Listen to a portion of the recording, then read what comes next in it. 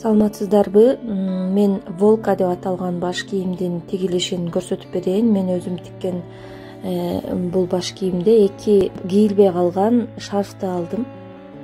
Жана эки түрдүү материал болуш керек. Биринчи ушул лекалаларды коюп кыркып алабыз.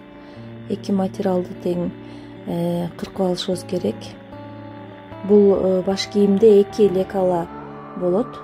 Бул экинчиси.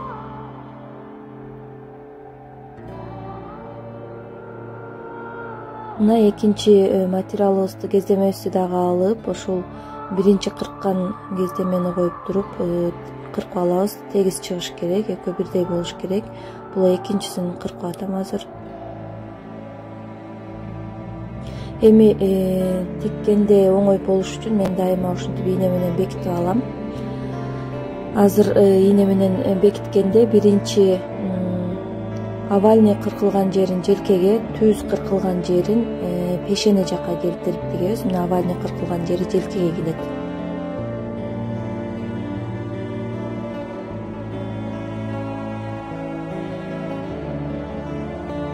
Мына тигип алдык. Машинада тиккенди көрсөткөн жокмун. Мен материал быжык болуш үчүн оверлоктон дагы өткөзүп чыктым. Желке тарапта эки вытычкасы болот, ошону сөзсүз тигишибиз керек. Биринчи тигишибиз керек аны. Экинчи кездемеми дагы тигип алдым.